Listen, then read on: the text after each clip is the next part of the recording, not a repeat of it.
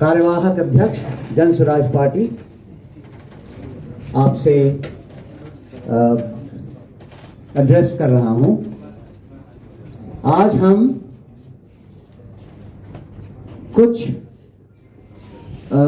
उम्मीदवारों की जो आने वाले उपचुनाव में जन स्वराज पार्टी के उम्मीदवार हैं उनकी घोषणा करने वाले हैं। दो विधानसभा क्षेत्रों में विभिन्न कारणों से जो कुछ बदलाव आए हैं उनके बारे में हम आपको सूचित करना चाह रहे हैं। तरारी में जो उम्मीदवार हैं अभी हमारी तरफ से, उनके बारे में बताने के लिए मैं माननीय घनश्याम राय जी को आमंत्रित करता हूं कि वो आपको इसके बारे में इत्तला करें। माननीय घनश्याम राय जी। धन्यवाद। मंच पर बैठे हमारे हम शवों के नेता, जिनके आदर्शों पर चलकर के हम लोग बिहार को बदलना चाहते हैं, जो आज बिहार नैतिकता विहीन राजनीति से यहाँ की जनता उब चुकी है और वो विकल्प के रूप में बदलाव चाहती है, और उस विकल्प के रूप में हमारा जन स्वराज आम जनता के सामने दिखाई दे रहा है। आज बिहार में नीति शब्द, जो आदर्श और मूल्य है, उनका कोई रिश्ता नहीं रह गया है। कोई नेता कभी उस दल में, कभी उस नेता से इस दल में आ जा रहे हैं, और बिहार की जनता लगभग 20 वर्षों से, जैसे कहिए आलू और भंटा खाते खाते उग गया है, अब नए सब्जी की खोज में जन स्वराज पनीर की तरह दिखाई दे रहा है। जनता बिहार की उब चुकी है, और आप जानते हैं कि स्वशासन से सुशासन संभव नहीं है। आज तरारी विधानसभा और तरारी विधानसभा की जब चर्चा होती है तो निश्चित तौर पर लोग हॉट सीट करता है, लोग ये हॉट सीट है। आज मैं उस हॉट सीट की मैं घोषणा करता हूं। हमारी बहन किरण सिंह जी, जो हमारी तरारी विधानसभा से उम्मीदवार होंगी, और ये भी मैं आपको बता दूं कि उनका नामांकन 25 तारीख को पीरो में होगा। हमारी बहन आज जो तरारी से हमारी उम्मीदवार है, मैं उसी क्षेत्र का रहने वाला हूं, मैं जानता हूं इनके बारे में, और इनकी जो सबसे जो अहमियत है, जो गुण है, वो संस्कारित राजनीति का अंग है।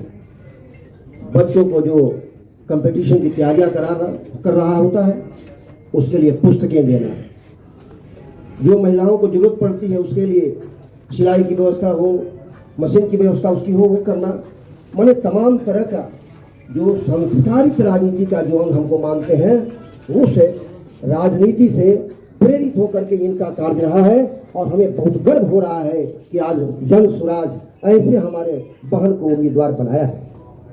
हमारे बगल में बैठे हैं जिनका नाम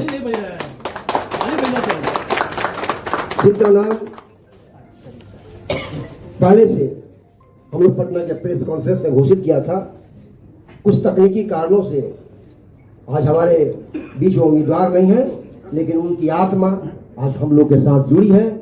और मैं भी आप लोग को, ये जितने भी लोग जुटे हुए, आप इस बात को मैसेज करें तो वहां पर जो हम लोगों का किसी भी प्रकार का कोई अड़चन नहीं है, और हम लोग एकजुटता के साथ तरारी को फतह करेंगे, और हम लोग चुनाव जीत करके आपके बीच हमारी पूरी कोशिश होगी कि हम रिजल्ट आपको दे पाए।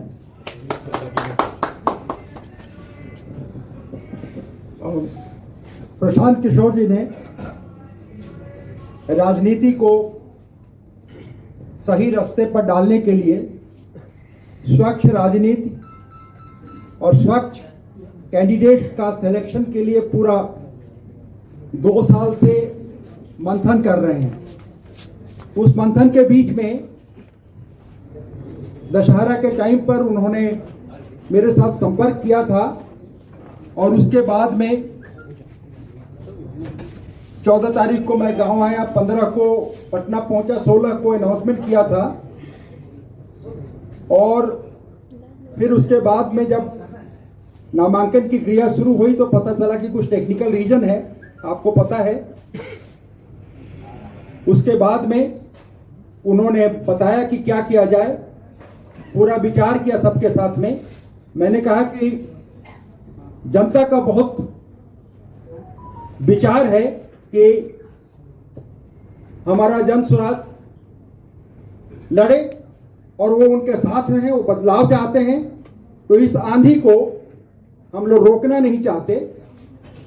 उन्होंने कहा कि आपके विचार से, आपके नेतृत्व में ये लड़ाई लड़ी जाएगी।